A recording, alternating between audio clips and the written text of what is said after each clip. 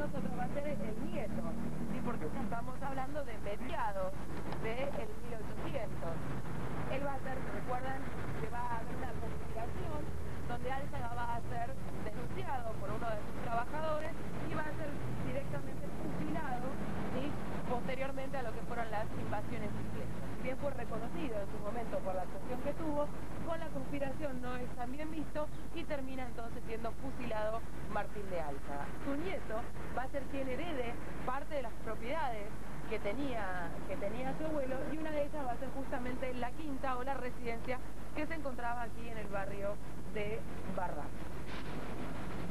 Se va a cruzar con la familia Guerrero, ¿sí? La familia Guerrero tenía varios hijos, entre una de esas Felicitas. Para los 15 años de Felicitas se anuncia el compromiso de Martín de Álzaga con Felicitas Guerrero en el Club de Progreso, uno de los mejores lugares o de mayor prestigio de las familias adineradas de la época, y tiempo después se van a casar. Recordemos que en ese momento se arreglaban los matrimonios. Felicita, habíamos dicho que tenía 15 años, se van a casar tiempo después, entre los 16 y 17 años de Felicitas, pero ella era un señor cincuentón, un señor ya mayor, que tenía una familia no reconocida, hijos naturales, que va a reconocer como naturales, a los cuales le va a ofrecer dinero en el Brasil, porque él estuvo exiliado también en el Brasil durante la gobernación de Roca. Así que todo esto va a transcurrir y se llega al matrimonio de Martín de Álzaga con Felicitas Guerrero. La familia Guerrero, una familia relacionada con la familia Montes de Oca, ¿sí? Que casualmente no se llama la calle donde estamos nosotros parados, Montes de Oca. Eso nos da la pauta de la importancia que tenía esta familia, y no en vano se hacía el anuncio en el Club del Progreso, y no en vano se iba a traer las telas para el vestido de Felicitas desde Europa, ¿sí? Las mejores telas se iban a traer de allá, iba a estar invitado al casamiento la gente más importante en ese momento de la ciudad de Buenos Aires. La calle Montes de Oca antiguamente se llamaba la calle larga de Barracas, era la calle más importante, la calle donde se encontraban las familias más destacadas, calle que se dedicaba también al comercio, y traje una foto pequeña, chiquitita,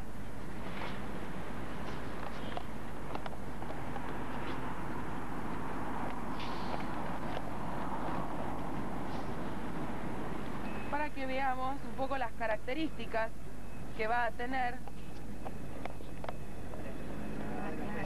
Bien, esto es la zona de las Barracas, ¿sí? Donde se ve un puente, ¿sí? Es más o menos cuál era el aspecto que tenía. Recordemos que si bien estaban las residencias, no teníamos edificios, eran todas casas bajas, mayormente hasta 2 pisos y nada más, y por lo tanto se podía tener una buena perspectiva de todo lo que era el entorno. ¿De qué punto es para notar?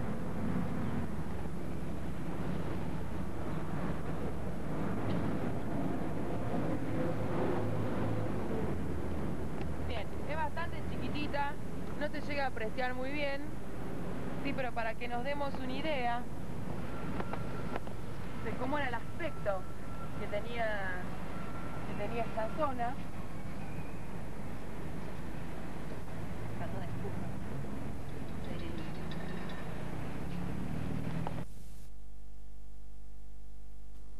Con el paso de los años, pero eso lo vamos a dejar más tarde. Vamos a ver cuál es el resultante de ese cambio que va surgiendo en Barracas, lo que sí va a tener un punto de inflexión anteriormente. Estamos hablando del año 1871, epidemia de fiebre amarilla, principalmente afectando la zona sur de la ciudad, recordemos zona más poblada, barrio de San Telmo, Montserrat, Barracas, La Boca, Parque Patricios, afectados por esta epidemia, y se produce un éxodo de lo que era esta zona sur hacia la zona norte, buscando lugares más limpios, lugares más frescos, con espacios verdes, que son los barrios de Recoleta, del Retiro, Palermo, y que van a dar una nueva fisonomía a la ciudad, acompañando un nuevo modelo económico que se tenía en ese momento. De las casas grandes, de los palacetes, de origen principalmente italianizante, con características italianizantes, vamos a hacer un nuevo cambio. Vamos a parecer la París de América.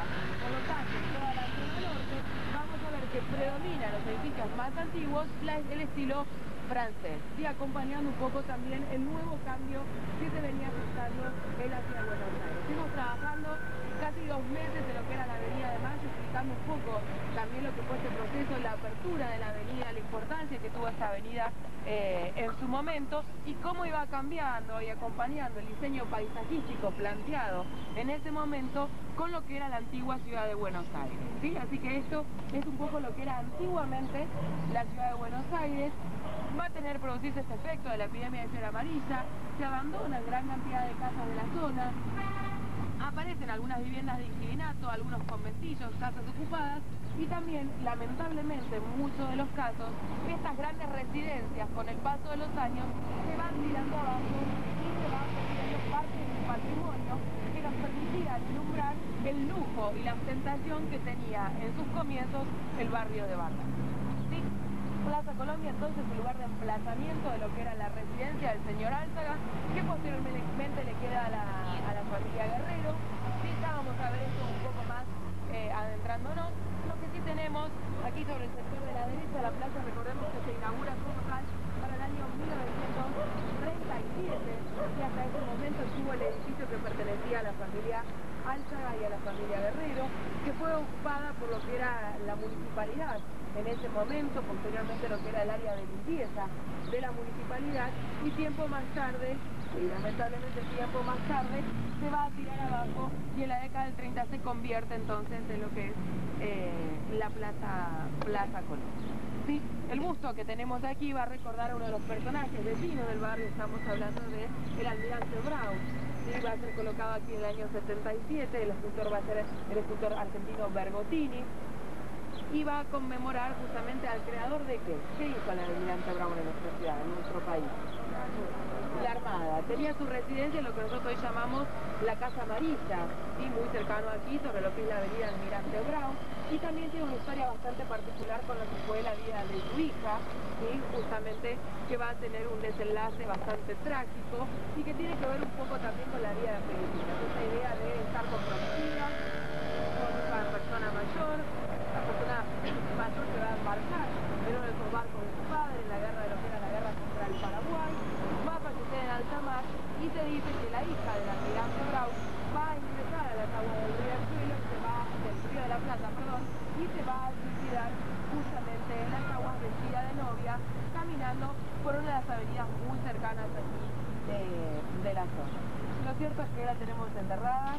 Sus restos se conservan en el cementerio de la Recoleta, y para esto, para que pudiera ser así, hay una segunda historia que habla que en realidad ella estaba tomando baños en el Río de la Plata, se encontraban las toscas. Recordemos que la ribera del Río de la Plata era con toscas de piedras grandes, teníamos los pozos que se iban generando, los bancos de arena, que va a resbalar, que va a golpear su cabeza con una de estas toscas y que lamentablemente va a perder la vida.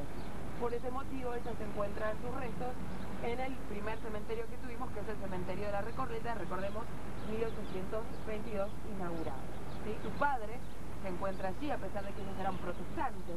¿Sí? Había un cementerio de disidentes cerca de lo que era la iglesia del Socorro.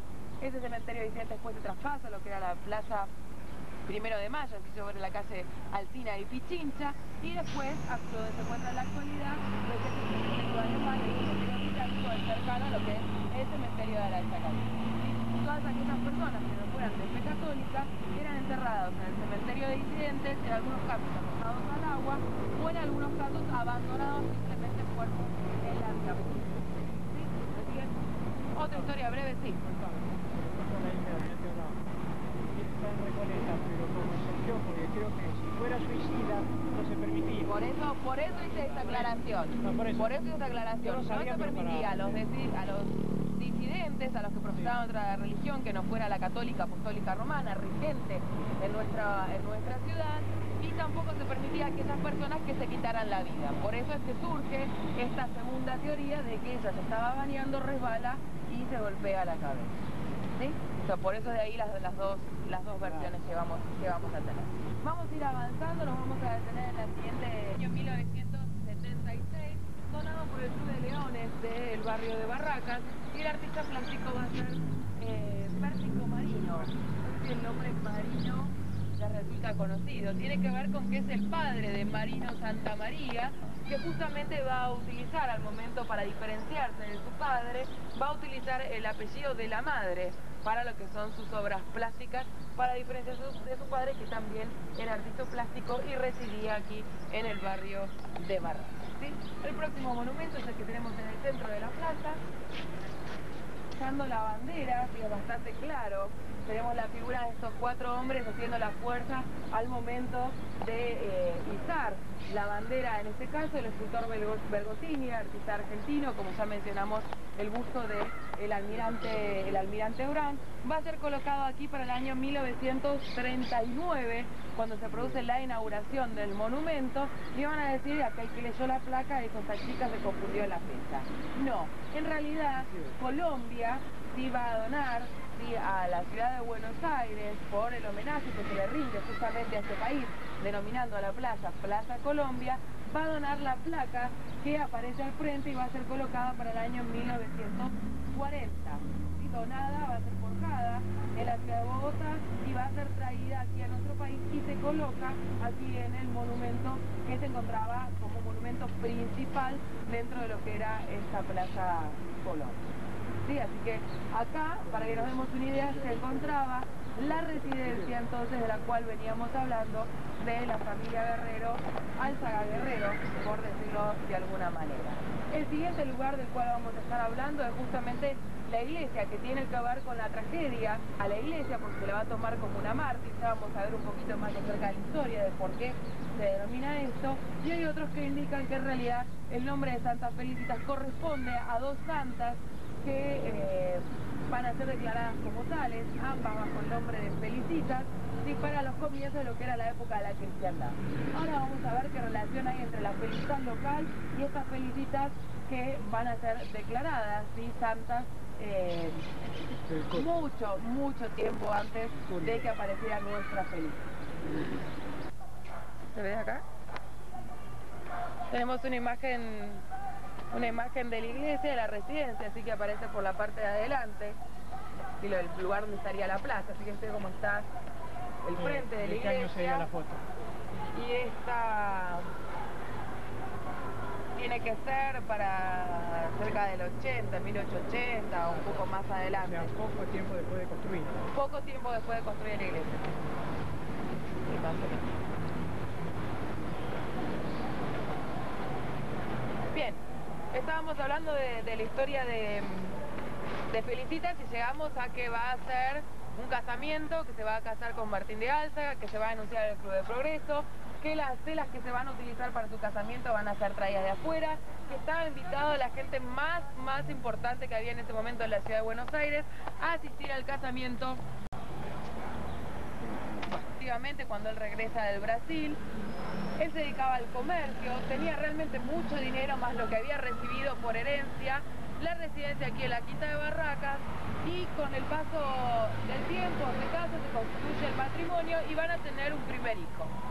Primer hijo reconocido oficialmente por Álzaga. Recordemos que el otro los va a tomar como hijos naturales, le va a dar una cierta asistencia, pero el que va a reconocer realmente como hijos va a ser justamente el que tiene con Felicitas, que provenía de un matrimonio bien concebido, ¿sí?, como se decía en esa época. 2 familias importantes que se unían y nacía entonces el primogénito. ¿Quién iba a heredar todo esto? Iba a ser justamente este hijo. Lamentablemente, el hijo va a fallecer. De niño, bien pequeño, fallece. Tienen un segundo hijo. El segundo hijo también, a los 15 días de nacido, va a fallecer. Al poco tiempo de que ocurre esto, va a fallecer la abuela de Felicitas. Y poco tiempo después va a fallecer Martín de Álzaga. Esto va a llevar a que Felicitas realmente se encuentre totalmente deprimida, a pesar de la riqueza que tenían, consideraron las mujeres más bonitas de la época y además considerada como una de las mujeres más ricas también en ese momento, y estamos hablando de que ella tenía solamente 26 años al momento que pasa por toda esta tragedia. 26 años, viuda, ya sin hijos, poseedora de una gran fortuna, uno diría que estaba en la salsa de la vida. Sin embargo, recordemos que en ese momento las mujeres no podían administrar sus propios bienes.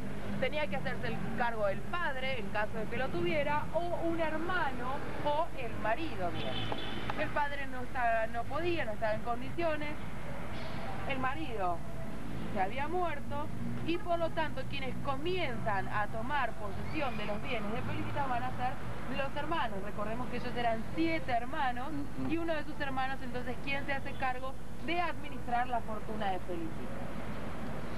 Pasado o comenzado el tiempo riguroso de lo que era el luto en ese momento, recordemos que las mujeres llevaban una vestimenta especial, asistían a un palco específico dentro de lo que era la iglesia para asistir a la ceremonia religiosa, no frecuentaba mucho la calle, siempre se encontraba acompañada y decide entonces pasar su luto aquí en la residencia de Barraca.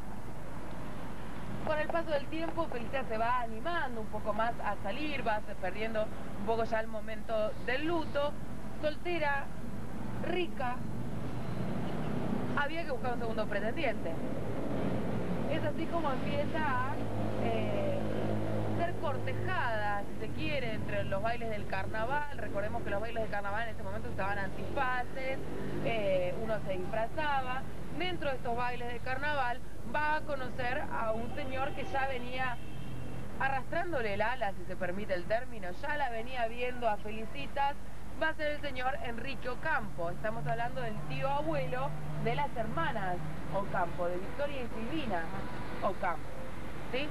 La va a conocer, le va a interesar, va a empezar a frecuentarla, considera que Felicitas, en cierto modo, también está aceptando ese consejo por parte de Ocampo, hasta que Felicitas en un momento se va de viaje hacia el interior, y cuando estaba de viaje en el interior, la carreta en que ella iba se da una tormenta, no se veía bien, la carreta, ese carruaje se pierde y aparece de entre la nada un señor que al momento de ella descender del carruaje le coloca, fíjense lo que eran los hombres en esa época, le coloca un pañuelo, algunos dicen una capa, para que Felicitas no se ensuciara al momento de descender del carruaje.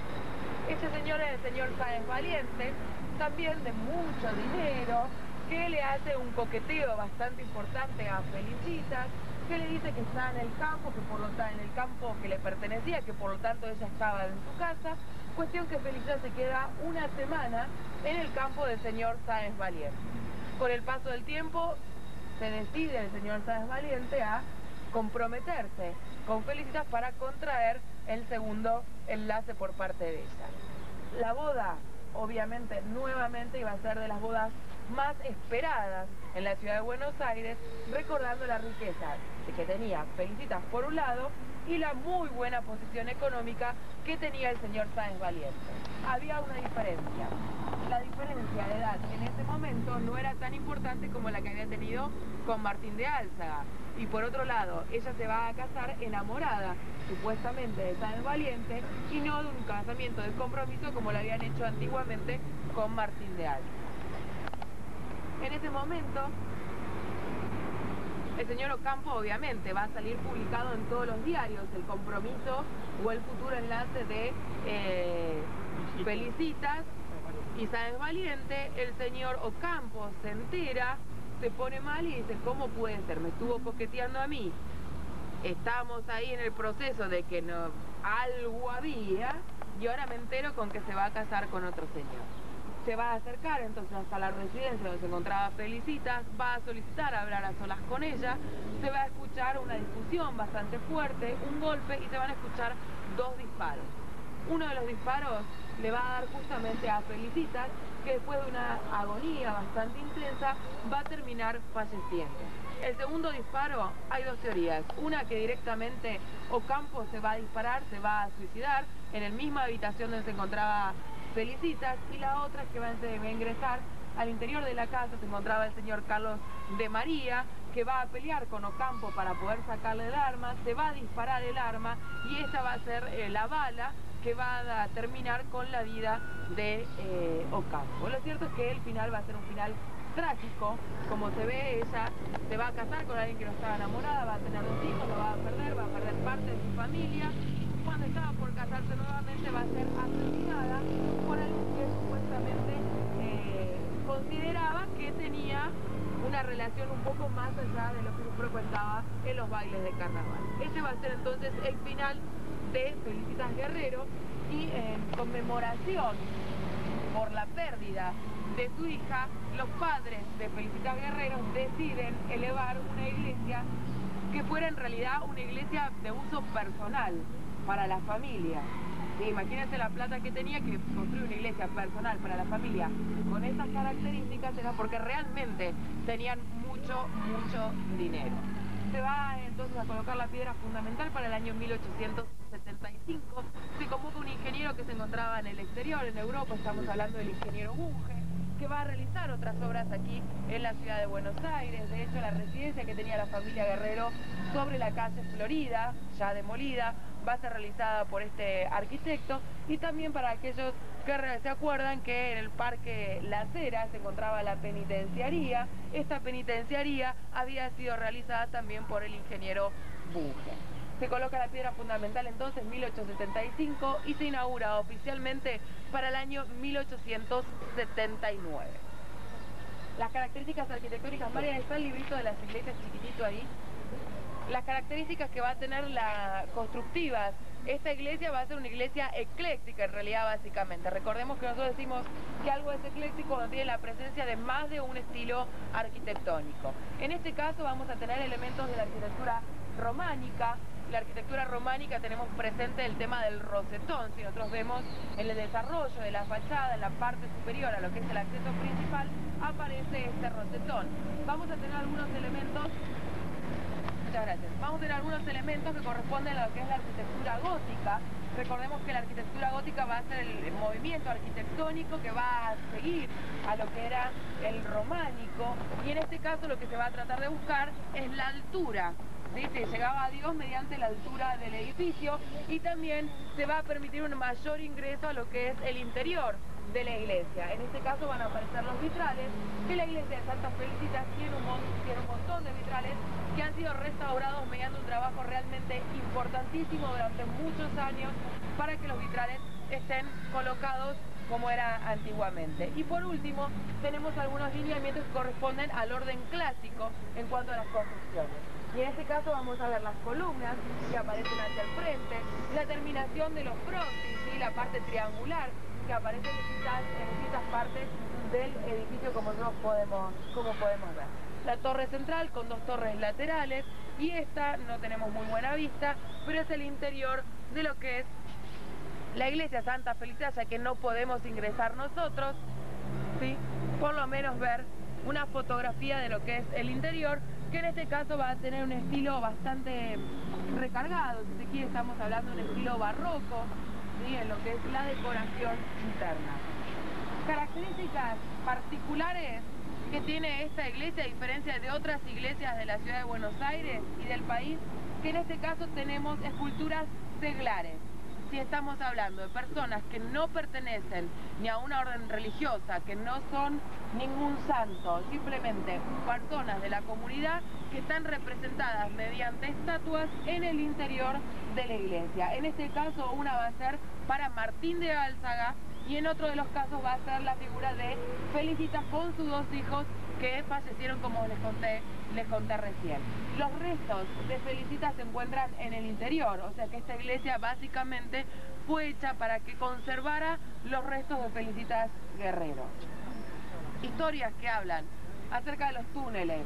En realidad son pasillos que hay por la parte inferior, ¿sí? En la iglesia no hay túneles de conexión, no hay túneles de contrabando, no hay túneles con estas características y corresponden a la construcción realizada que pertenece a la iglesia, que por debajo de la tierra tiene comunicación en lo que es la planta de la iglesia, pero son pasillos propios de lo que es la construcción de la iglesia, ¿sí? Para el año 1983 la familia, las descendientes de Felicitas Guerrero, fíjense todo el tiempo que pasó, deciden donar la iglesia al clero secular, al gobierno de la ciudad, para que decidan ellos qué era lo que querían hacer. Así que fuera colocado como una iglesia, como un colegio, como una parroquia, que el gobierno entonces viera qué decidía hacer con esta iglesia. Se la va a colocar, se la va a dejar y está funcionando como una iglesia que pertenece a la curia, es decir, al clero secular ¿sí? Que tenemos aquí en la ciudad de Buenos Aires. Iglesia que es bastante complicada ingresar, por ese motivo nos hacia la quinta. La que la casa iglesia quinta, estaba, digamos. claro, la iglesia estaba dentro de la quinta. Yo me había hecho la película que tenía una primera capilla como No. tenían las estancias antes que tenían. No, la única, digamos, capilla que van a construir va a ser esta, No me convertida hoy en iglesia. Lo de atrás era el Yo me había colegio. hecho una película que había empezado por aquí. Porque yo les recomiendo, yo leí el libro de Ana María Cabrera, La que vida se de llama Felicitas. Felicitas Guerrero, Sí. la mujer más hermosa de la República, creo que se llama Sí, así, con su título. sí. Bueno, ahí menciona que después del fallecimiento de Felicitas, los hermanos, que tenía varios hermanos varones, se ocuparon de las estancias, sobre todo la estancia donde ahora es Guerrero, pasando el río Salado, Sí. antes de Castelli. Sí. Y creo que todo eso, el río Salado, hasta Cariló, Villa Gesell, La todo extensión eso, de tierras todo que eso tenían tierra- era impresionante. O sea, estamos hablando que realmente la familia tenía muchísima plata. Pinamar, Cariló, todo eso. Bueno, perdón, y a propósito, los hermanos de Felicitas, poco después del fallecimiento de ella, se hicieron cargo de la administración de la estancia y dos de ellos viajaron a Londres y después a Escocia y de allí trajeron los primeros ejemplares Aberdeen Angus a la Sí. Argentina, que son los fundadores de la raza Aberdeen Angus en la Argentina. Entonces quiere decir que ellos trajeron la calidad de buenos reproductores y crearon en la Argentina esos buenos vacunos, ¿no? Aberdeen Angus. Así que tiene una importancia. No, tiene una importancia terrible. La Lo que pasa es que ganadería, hoy como- no nos podíamos extender demasiado No, pero en los temas, porque si los tenemos que son de historias populares que dan. Hay un montón de historias populares que aparecen en relación a lo que es la iglesia de Santa Felicitas. Recordemos que me faltaba lo de por qué el nombre de Santa Felicitas. Hay una que, por ejemplo, que va a presenciar la muerte o el fusilamiento de sus 7 hijos. ¿Sí? Sí. A plena vista, estamos hablando esto de las primeras épocas de la cristiandad, según San Gregorio, y después la segunda Felicitas, estamos hablando del año 256 aproximadamente, es decir, a partir del siglo III, donde va a ser una mujer, Felicitas también, embarazada de 8 meses, arrojada a la jaula de los leones, donde obviamente va a fallecer. Estas dos van a ser consideradas como mártires y posteriormente santificadas, y aparece la imagen de Santa Felicitas en el altar mayor de la iglesia. Una acotación más que hace al tema de Felicitas. En la casa natal de Felicitas, donde vivió la familia Guerrero durante mucho tiempo, en el centro, era en la calle México, creo que 540, entre Bolívar y Perú, Sí. donde ahora está la casa, se puede ver, y funciona la Sociedad Argentina de Escritores, la SADE. Sí. Así que en la misma casa, así que es interesante, ¿no? Porque, y ahí en el centro, cerca de Plaza de Mayo, Sí, está funcionando un México restaurante. entre Perú y Bolívar.